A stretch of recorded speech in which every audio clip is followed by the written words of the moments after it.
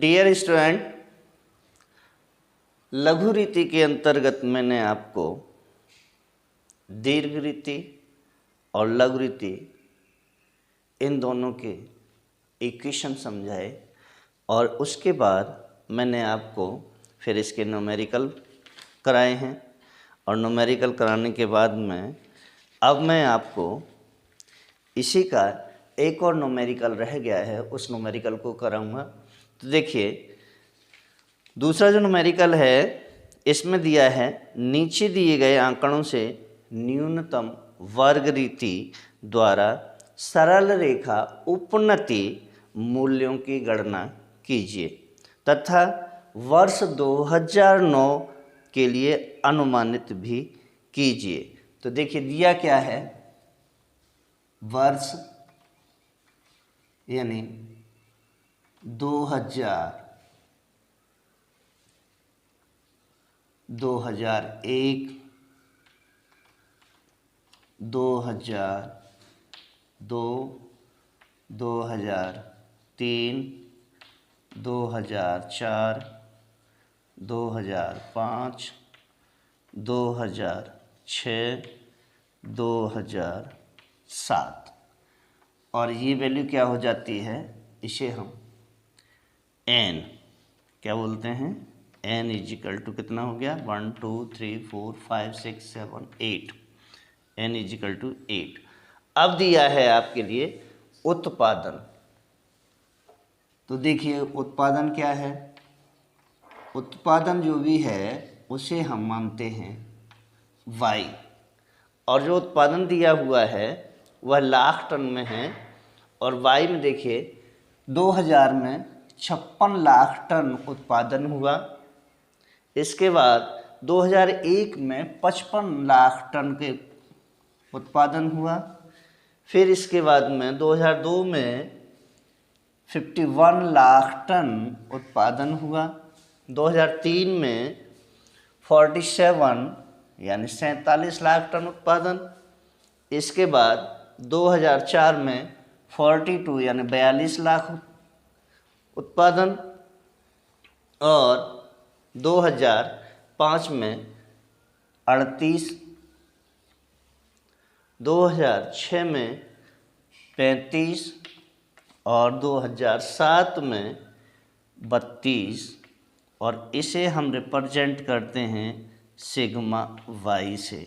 और sigma Y यानी 6 और 5 11 और 1 12, 12 और 7 हुए आपके साथ 19, 19 और 2 21, 21 और 8 हुए आपके 21, 8, 29, 29 और 5 34 और 2 36 के 6 हासिल के 3, 3 और 5 8, 8 5 13, 13 और 5 18, 18 और 4 22 और 4 26, 26 और 3 29, 29 और 3 32, 32 और 3 35 यानी 356 लाख टन इसका उत्पादन हो गया, जो सिग्मा वाई से रिप्रेजेंट कर दिया। अब देखिए इसका हमें करना है डेविएशन निकालना है, जिसे हम x से प्रदर्शित करते हैं। और x जब मैंने पहले बताया था कि अगर कहीं 6, 8, 10, 12, 14, 16 की स्थिति हो तो यहाँ हम 2 वर्षों को 0.5 यानी -0.5 और +0.5 से रिप्रेजेंट करते हैं। तो देखिए यहाँ 1 2 3 4 5 6 7 8 हैं। तो देखिए 1 2 3 4 यानी +0.5 +1.5 +2.5 +3.5। आगे देखिए -0.5 -1.5 -2.5 -3.5। अब देखिए गणन क्रिया को हमें सरल बनाने के लिए इनको दोगुना करना पड़ता है, तो इनका दोगुना कर दीजिए, यानी -1 -3 -5 -7 +1 +3 +5 और +7, ये क्या हो गया, x हो गया। क्या हो गया, सिग्मा x। अब देखिए यहाँ निकाल लेते हैं सिग्मा x को, तो सिग्मा x की जो वैल्यू होगी वह वैल्यू आ जाएगी 0। क्या होगी, 0। अब वापस कर लीजिए सिग्मा x, यानी जो x है उस x का स्क्वायर निकालना है, तो x का स्क्वायर निकाल दीजिए, और x का स्क्वायर निकालते हैं, 7 7 जा 49, 5 5 जा 25, 3 3 जा 9, 1, ये सब माइनस के हैं, सॉरी जब स्क्वायर करते हैं तो माइनस और प्लस के चिन्ह हट जाते हैं। अब देखिए 1 9 25 और 49, और ये जो वैल्यू होगी ये वैल्यू होगी सिग्मा x का स्क्वायर वाली। अब सिग्मा x के स्क्वायर की जो वैल्यू होगी तो इसे देख लीजिए, 9 और 5 14, 14 और 9 हुए आपके साथ 21, और 1 9 दूनी 18, 5 23 और 1 24 के 4 हासिल के 2 2 और 4 6 और 4 8 84। अब ये वैल्यू भी इतनी ही है 84, जोड़ लीजिए 8 और 168, तो ये वैल्यू हो गई 168। नेक्स्ट देखिए, अब मैंने आपके समक्ष क्या क्या निकाल दिया है, n की वैल्यू निकाल ली है, सिग्मा y की वैल्यू निकाल ली है, x की वैल्यू निकाल दी है, यानी सिग्मा x की, सिग्मा x स्क्वायर निकाल लिया है। अब बचा मेरे पास में x और y की वैल्यू कैलकुलेट करने के लिए, तो x y की वैल्यू कैलकुलेट कर लेते हैं, यानी x और y। अब देखिए x y की जब वैल्यू कैलकुलेट करते हैं तो क्या करना होता है, हमको x का y से मल्टीप्लाई करना पड़ता है। क्या करना पड़ता है, x का y से हमेशा मल्टीप्लाई करना होगा, और जब हम x का y से मल्टीप्लाई करेंगे तो कर लीजिए 7 6 जा, यानी 7 6 42 के 2 हासिल के 4 और 7 5 35, 35 और 4 39, यानी 392 माइनस के, किसके हो गए, माइनस के। ऐसे ही ये करते हैं तो 5 5 25 के 5 हासिल के 2, 5 5 25 और 2 27, ये भी माइनस के। 9 से मल्टीप्लाई कर दीजिए, 9 1 9 और 9 पंजे 45, ये भी माइनस के, और ये माइनस का हो गया 47।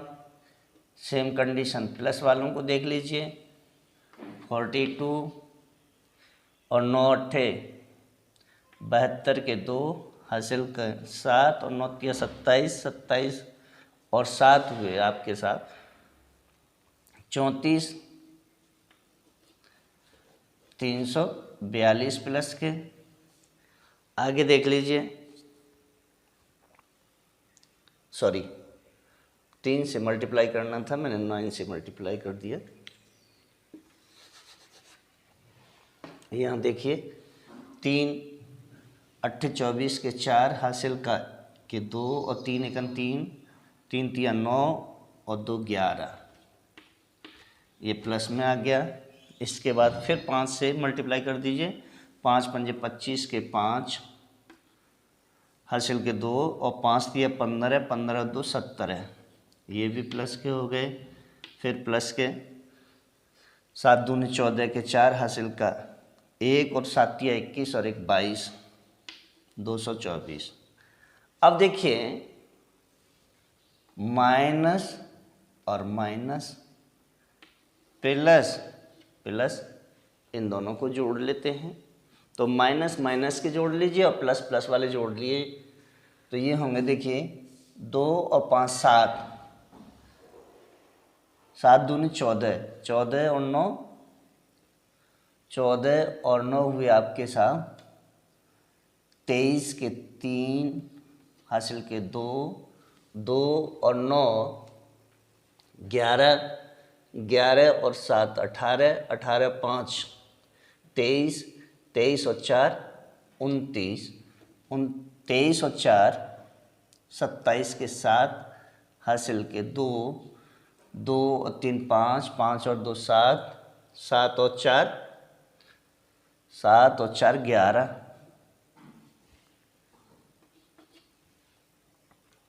फिर देखिए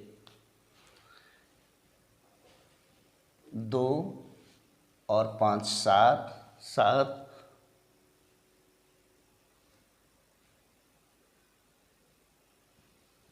यहाँ मैंने 9 से मल्टीप्लाई कर दिया है, जो गलत किया इसीलिए।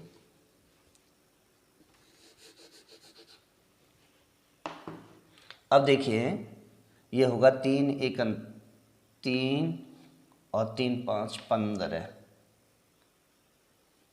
माइनस के 153 होंगे। और 153 होने के बाद में अब देखिए ये जो वैल्यू आएगी वो वैल्यू आएगी आपकी 2 और 5 7, 7 और 3 10 और 7 17 के 7 हासिल का 1, 10, 10 और 7 17, 17 और 5 22, 22 और 4 26 के 6 हासिल के 2, 2 और 3 5, 5 और 2 7, 7 और 1 8, 867 वैल्यू आएगी इसकी। और दूसरे वाले की जो वैल्यू आएगी 2 और 5 4 6, 6 और 4 10 और 5 15 के 5 हासिल का 1, 5 और 1 6, 6 और 7 हुए आपके साथ 6 और 7 13, 2 15 के 5 हासिल का 1, 2 3, 3 और 2 5, 555। अब देखिए ये माइनस की वैल्यू है और ये प्लस की वैल्यू है।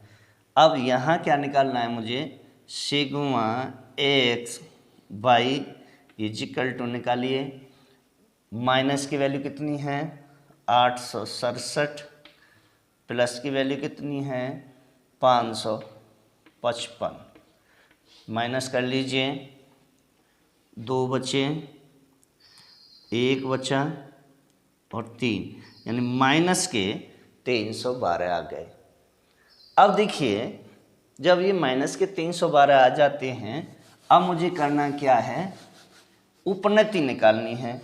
तो उपनति कैसे निकालेंगे, उपनति निकालने से पहले हमें क्या करना होगा, यानी ए और बी की वैल्यू कैलकुलेट करनी है। तो ए की वैल्यू कैलकुलेट करते हैं तो क्या होता है, sigma y equal to n a. अब ए की वैल्यू कैलकुलेट करनी है तो ए इजिकल टू क्या हो जाएगा, सिग्मा वाई अपॉन एन।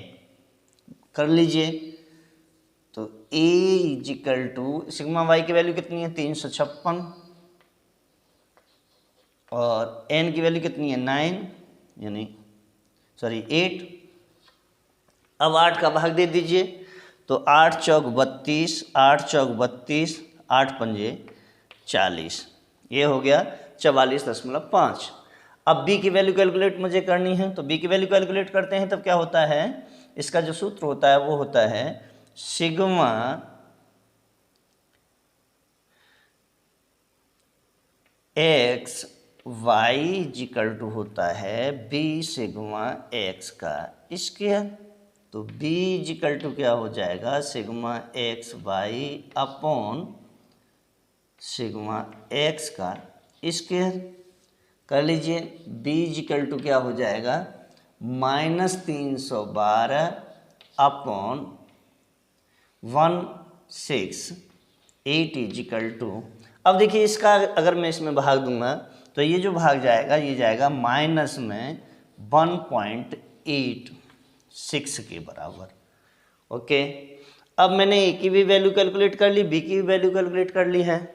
अब हमें निकालना क्या है, उपनति को निकालना है। तो उपनति निकालने के लिए क्या करते हैं, यानी उपनति क्या है, a plus b x equal to y c. मेरे पास दो चीज़ की वैल्यू है, एक a की भी वैल्यू है और b की भी वैल्यू है, निकाल लीजिए। तो देखिए 44.5 यानी 44.5 प्लस, अब देखिए ये वैल्यू किसकी आई है, माइनस की, तो माइनस 1.86 इंटू माइनस, अब देखिए माइनस किससे करना है मुझे, 7 से करना है, तो -7 कर लीजिए। अब निकाल लीजिए, तो देखिए ये जो वैल्यू होगी ये है 44.5 धन, क्योंकि माइनस का माइनस से मल्टीप्लाई करते हैं तो ये जो वैल्यू होती है यह वैल्यू होती है आपकी प्लस में। तो देखिए जब इसका इससे मल्टीप्लाई करेंगे तो ये जो वैल्यू आएगी यह वैल्यू आएगी 13.02, 13.02 इजिकल टू, अब इनको जोड़ लीजिए, जोड़ेंगे तो ये वैल्यू हो जाएगी आपकी 57.52 के करीब हो जाएगी। कितनी, 57.52, 57.52। पहली वैल्यू कैलकुलेट हमने कर ली है। अब देखिए दूसरी वैल्यू कैलकुलेट कर लीजिए, 44.5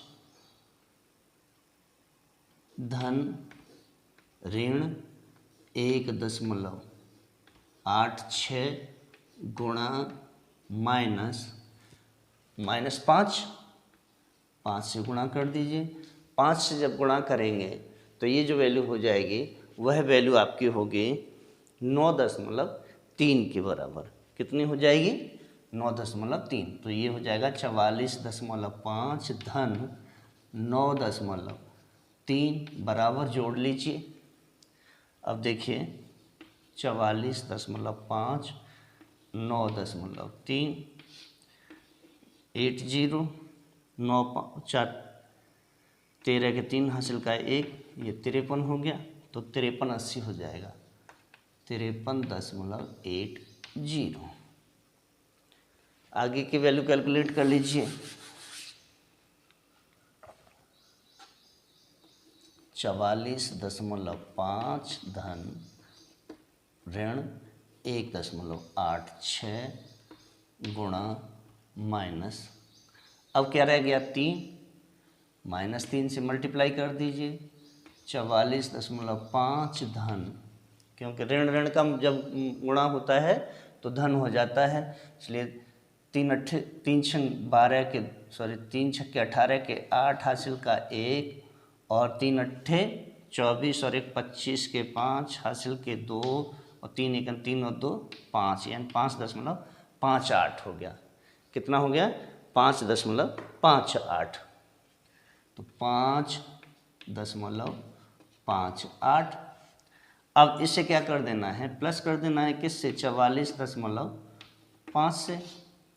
तो 8 0 और 6 और 4 10 का 0 हासिल का 1, यानी 50.08।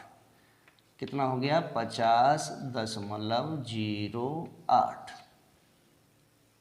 नेक्स्ट कर लीजिए, 44.5 धन ऋण 1.86 गुणा -1 इजिकल टू 44.5 धन 1.86 इजिकल टू, अब देखिए 44.5 और 1.86, 8 5 13 के 3 हासिल का 1, ये हो गया 6, 46.36, ये वैल्यू आ गई 46.36 की। अब देखिए नेक्स्ट करते हैं, 44.5 प्लस -1.86 इंटू, अब प्लस का मल्टीप्लाई करना है माइनस से। जब प्लस का माइनस से मल्टीप्लाई करते हैं तो ये वैल्यू हो जाती है माइनस में, तो क्या हो जाएगा 44.5 माइनस 1.86। तो 44.5 में से 1.86 को घटा दीजिए और ये हो जाएंगे 4, और 14 में से 8 गए 6, 3 में से 1 गया 2, यानी 42.64 इक्वल टू क्या हो जाएगा 42.64। नेक्स्ट करिए 44.5 धन ऋण 1.86 गुणा धन से माइनस से गुणा करना है, यानी ऋण प्लस का माइनस से मल्टीप्लाई करते हैं तो क्या हो जाता है माइनस ही आता है। तो ये जो वैल्यू है इस वैल्यू को प्लस की 3 वाली वैल्यू है उसे रख देते हैं। अब देखिए इसकी जो मल्टीप्लाई आएगी वो 5.58 आएगी, तो ये हो जाएगा 44.5 ऋण 5.58 इक्वल टू घटा लीजिए 44.5 में से 5.58 घटाइए, ये बचे 2 और 14 में से 5 गए 9। अब देखिए यहाँ से दहाई ले लो, यहाँ हो गए 13, 13 में से 5 गए तो 8 बचे, यानी 38.92, ये हो गया 38.92।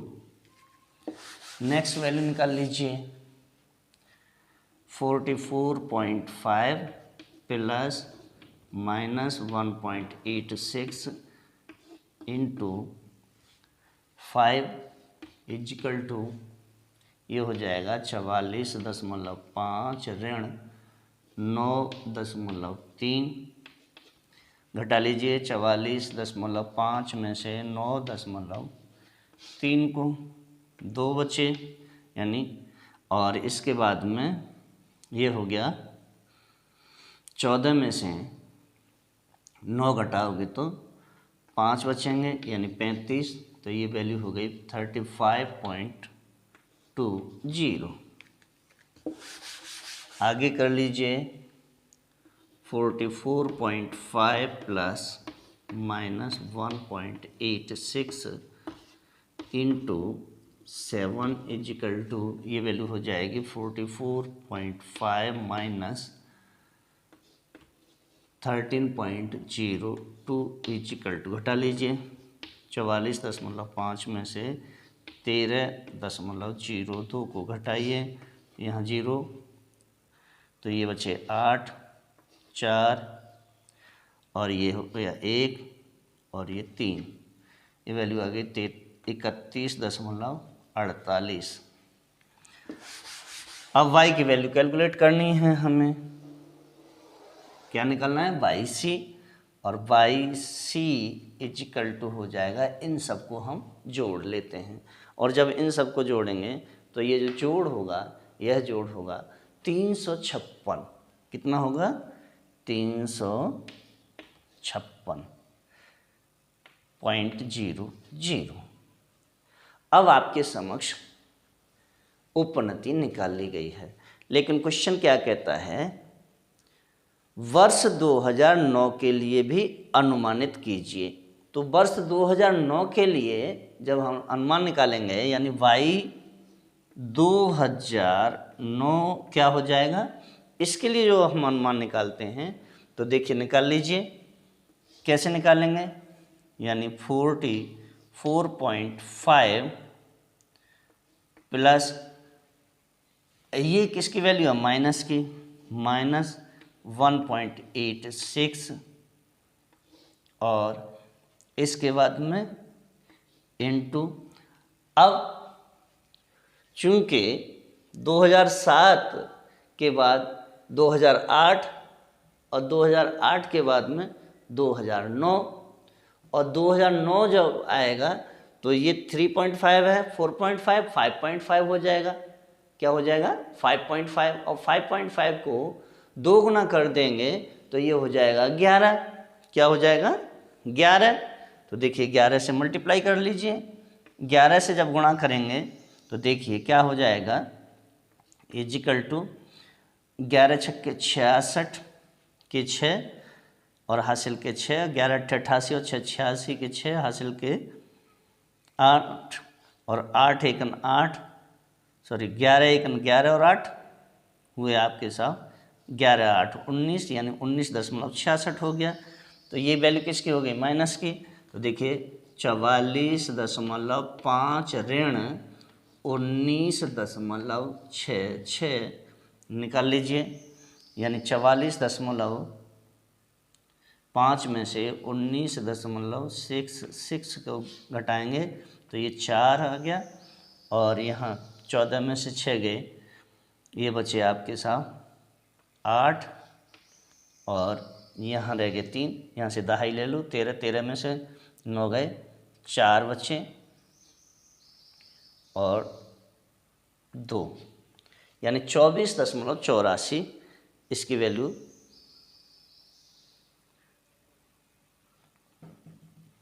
24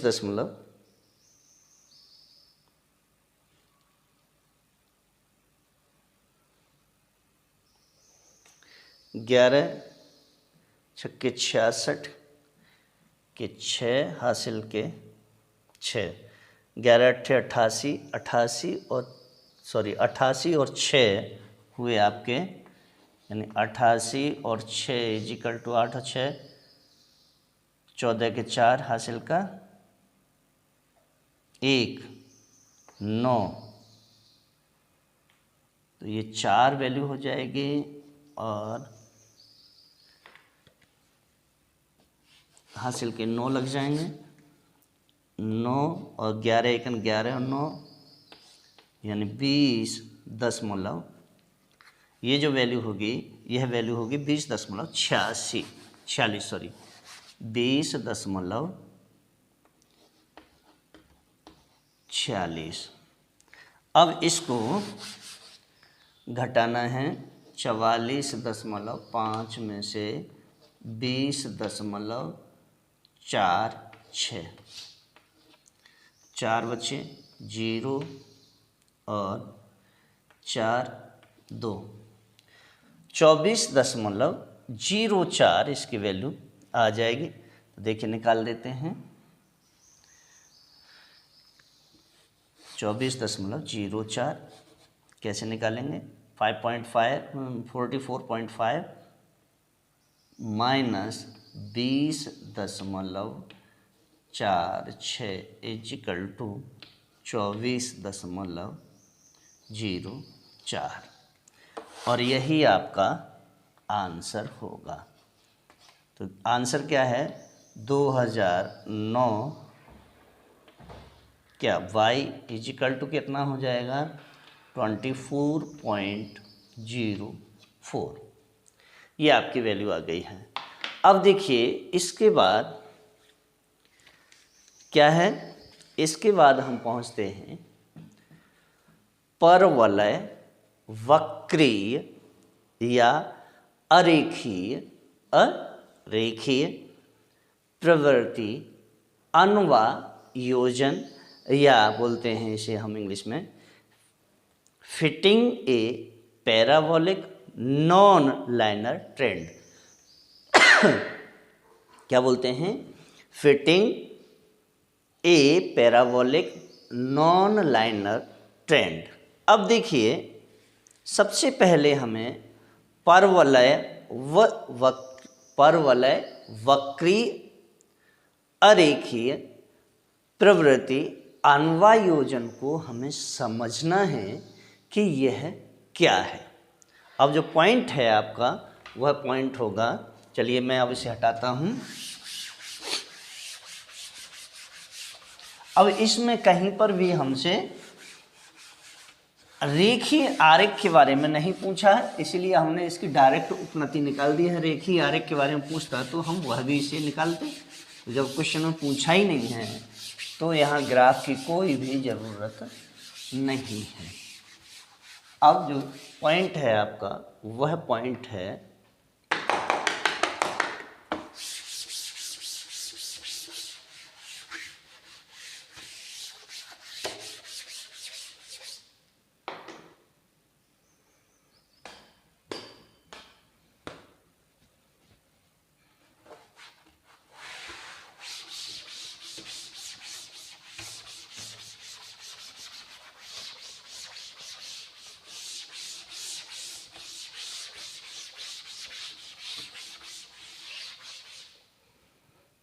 अब है आपका परवलय, परवलय, वक्री, परवलय, वक्री, और वक्री के बाद या अरेखीय, या अरेखीय अनुवायोजन, अनुवायोजन।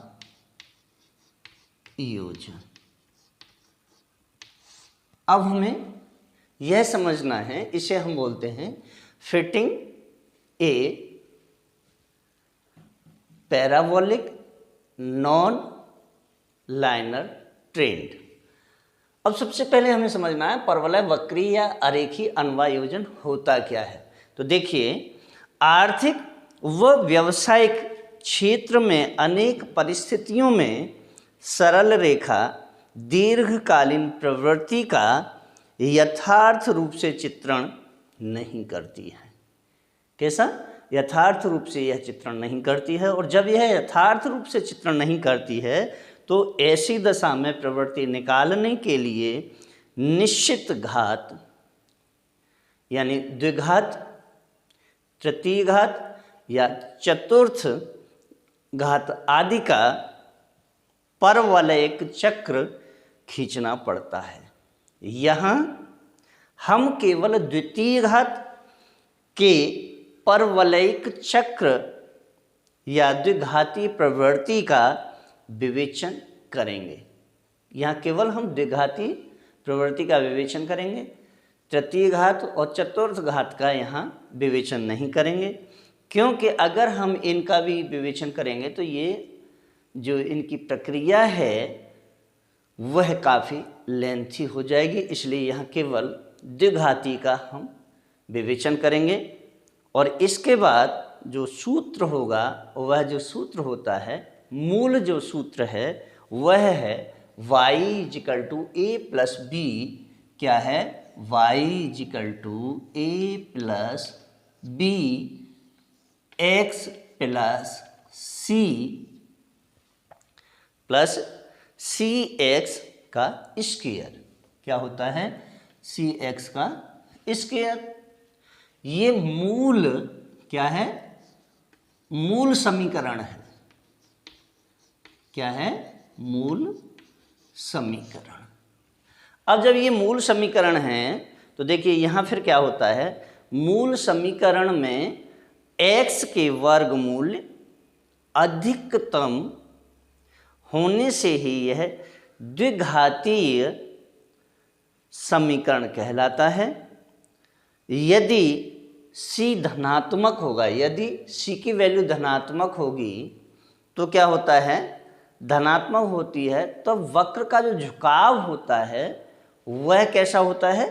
ऊपर की ओर। अगर c की वैल्यू प्लस में है, प्लस c की वैल्यू प्लस में आ रही है तो जो वक्र होगा उसका जो ढाल होगा, झुकाव होगा, वह ऊपर की तरफ होगा।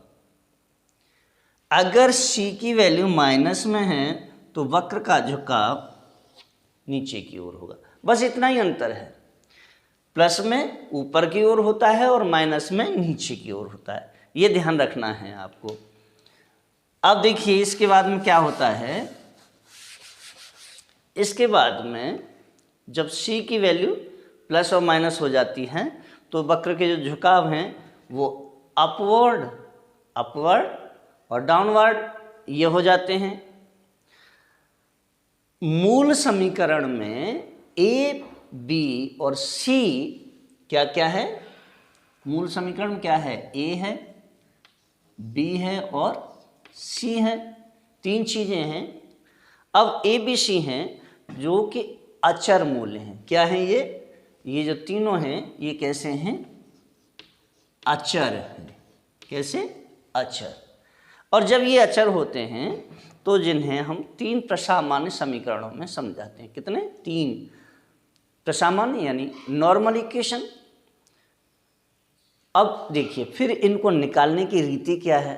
तो रीति के अंतर्गत देखिए, जब मूल बिंदु पहले वर्ष से पिछला वर्ष लिया जाता है, पहले वर्ष से पिछला वर्ष, मान लीजिए 2000, 2001, 2002, 2003, तो पहला जो वर्ष होगा वो कौन सा है? 2000 है। 2000 से जस्ट पीछे मीन्स 1999 ये लिया जाएगा। क्या कह रहा है ये कि जब मूल बिंदु पहले वर्ष से पिछला वर्ष लिया जाता है तब जो समीकरण होता है, प्रसामान्य जो समीकरण है, उस समीकरण का प्रयोग करके दीर्घ रीति द्वारा हम ए बी सी का क्या कर लेंगे? मूल निकाल लेंगे। और जब मूल निकालते हैं तथा उन्हें मूल समीकरणों में आदिष्ट कर देते हैं। जो इनका की वैल्यू है वो वैल्यू निकालने के बाद में जो मूल समीकरण है a plus b x plus c x square, इसमें आदिष्ट यानी समायोजित कर देंगे इनकी वैल्यू को। और समायोजित जैसे वैल्यू को कैलकुलेट करेंगे तो फिर क्या होगा? आदिष्ट करके प्रवृत्ति मूल्य प्राप्त कर लिए जाते हैं। परंतु व्यवहार में लघु विधि ही अपनाई जाती है। व्यवहार में लघु विधि अपनाई जाती है। दीर्घ विधि को यानी लॉन्ग मेथड को यहाँ हम अप्लाई नहीं करते हैं, क्योंकि अगर लॉन्ग मेथड को अप्लाई करेंगे तो हम इसकी जो गणना है वह गणना बहुत लंबी हो जाती है। और जब लंबी गणना होती है किसी भी चीज़ की तो उसे निकालते निकालते थोड़ी सी दिक्कत होती है। तो यहाँ हम केवल लघु रीति का ही प्रयोग करेंगे। अब देखिए आगे क्या है।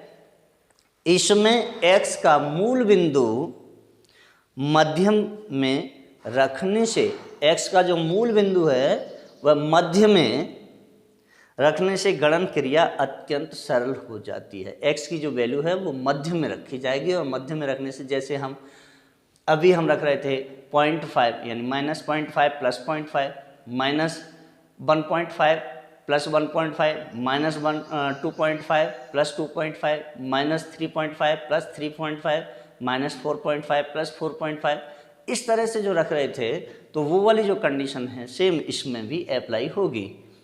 इसके बाद क्या होता है, x का मूल बिंदु मध्य में रखने से गणन क्रिया अत्यंत सरल हो जाती है। क्यों होती है तो ये भी देख लीजिए। इसलिए होती है कि sigma x equal to sigma x का स्क्वायर इजिकल टू 0 हो जाता है। क्या हो जाता है? 0। यानी sigma x equal to sigma x का स्क्वायर इजिकल टू 0 होता है।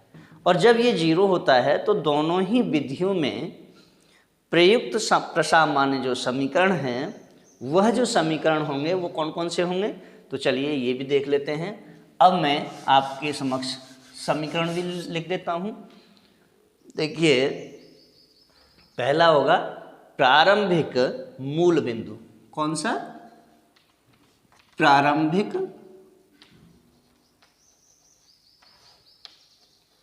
मूल बिंदु। और प्रारंभिक मूल बिंदु जिसे हम क्या बोलते हैं? दीर्घ रीति। क्या बोलते हैं? दीर्घ रीति। इसके बाद आता है आपका मध्य मूल बिंदु। कौन सा? मध्य मूल बिंदु। और इसे हम बोलते हैं, एक दीर्घ विधि है तो दूसरी कौन सी होगी? लघु विधि या लघु रीति।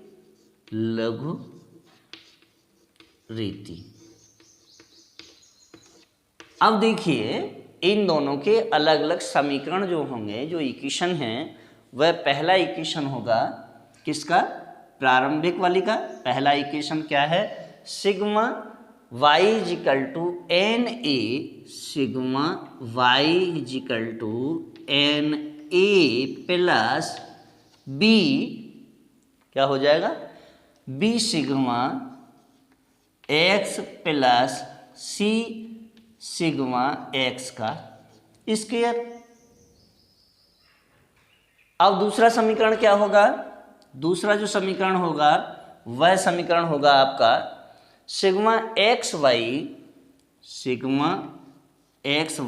इक्वल टू, ये होगा आपका A sigma X A sigma X plus B sigma x का स्क्वायर प्लस सी सिग्मा एक्स का क्यू। अब हम एक्स वाई का स्क्वायर निकालते हैं, तो थर्ड जो इक्वेशन है वह क्या है? Sigma x square y equal to, अब देखिए यहाँ फिर आके ए सिग्मा एक्स का square plus B sigma x का क्यू प्लस सी सिग्मा एक्स का की घात 4, ये हो गया। अब वापस हम इस चीज़ को देखते हैं कि ये तो हमने दीर्घ रीति के समीकरण निकाले हैं, अब हम शॉर्टकट में देखते हैं यानी लघु रीति के। तो लघु रीति में सबसे पहला जो समीकरण होगा वह समीकरण होगा आपका sigma y equal to n a plus C sigma x square. क्या होगा? Sigma y equal to n a plus क्या होगा? C sigma x square, c sigma x का स्क्वायर। दूसरा जो समीकरण होगा वह समीकरण आपका होगा sigma x y equal to sigma x y equal to क्या हो जाता है? B sigma x square. क्या होता है? बी सिग्मा एक्स का स्क्वायर। थर्ड इक्वेशन जो होगी वह होगी आपकी sigma x square y sigma x square y equal to a sigma x square a sigma x का स्क्वायर प्लस सी सिग्मा एक्स की घात 4 सी सिग्मा एक्स की घात 4 क्यों होती है? तो इसके लिए चूंकि मैं यही ले लेता हूं, चूंकि क्या होगा? चूंकि sigma X equal to sigma x का cube sigma X equal to sigma x का क्यू इजिकल टू 0 होता है। क्या होता है? 0। अब देखिए ये जो इक्वेशन मैंने आपके समक्ष निकाले हैं, अब इसका जो न्यूमेरिकल है वह न्यूमेरिकल में अगली वीडियो में आपके लिए लेकर के आऊँगा और ये सारे इक्वेशन मैं आपके समक्ष सॉल्व करूँगा, आपको समझाऊँगा। और अगर आपको मेरा वीडियो अच्छा लगा हो तो वीडियो को लाइक करें, शेयर करें, कमेंट करें, बेल आइकन का बटन अवश्य दबाएं, साथ ही सब्सक्राइब करना ना भूलें। शेयर अपने दोस्तों को ज़्यादा से ज़्यादा करें जिससे कि उनके लिए भी इसका बेनिफिट मिल सके। और मैं जो नोट्स तैयार करता हूँ, ये जो मेरे नोट्स हैं, ये मेरे नोट्स मेरे डिस्क्रिप्शन में पड़े हुए हैं, आप चाहें तो वहाँ से भी इन नोट्स को निकाल करके भी अध्ययन कर सकते हैं। और ये जो नोट्स हैं ये मैंने आपके लिए UPSC, NET, BA, MA, BSc, MSc, BCom, MCom, विशेष तौर पर बीएससी और एमएससी जो इकोनॉमिक्स वाले हैं उनके लिए भी ये नोट्स तैयार किए हैं। नेट के पर्पज़ से भी ये नोट्स तैयार किए हैं, यूपीएससी के पर्पज़ से भी ये नोट्स तैयार किए हैं। आप मेरे यूट्यूब चैनल से जुड़िए और ज़्यादा से ज़्यादा आप अपना जो स्टडी का आपका जो नियम है उस नियम को फॉलो करते हुए मेरे नोट्स के साथ में आप अध्ययन कीजिए। मुझे पूरा विश्वास है कि आपको इसका अवश्य ही लाभ होगा। धन्यवाद।